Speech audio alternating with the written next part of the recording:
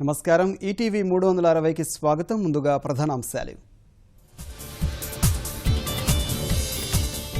వెలువడుతున్న exit polls. బంగాల్లో మమత, అసోంలో కమలం, కేరళలో LDF, తమిళనాట కరుణకు అవకాశం. తమిళనాడు, కేరళ, పుదుచ్చేరిలో భారీగా పోలింగ్. ఈ నెల 19న 5 రాష్ట్రాల ఎన్నికల ఫలితాలు. కరువు సహా 13 అంశాలపై కేంద్రానికి నివేదిక. రేపు మధ్యాహ్నం 12 గంటలకు ప్రధానితో ముఖ్యమంత్రి భేటీ. నీటి ఏడాది వద్దు, కేంద్రానికి అన్ని రాష్ట్రాల వినతి.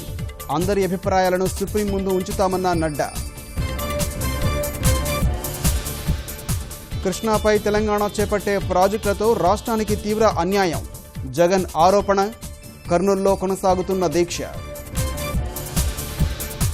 మతి స్థిమితం లేని మహిళపై అత్యాచారం కేసులో కీచకులకు 22 ఏళ్ల జైలు శిక్ష. గుంటూరు న్యాయస్థానం సంచలన తీర్పు.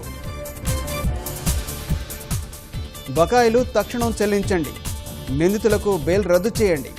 రాష్ట్ర వ్యాప్తంగా మరోసారి రోడ్డెక్కిన అగ్రిగోల్డ్ బాధితులు. రాష్ట్ర వ్యాప్తంగా మహోద్యమంలా సుజలాం సుఫలాం. ఆముదాల వలస నియోజకవర్గంలో ఒక్కరోజే 90,000 ఇంకుడు గుంతలు.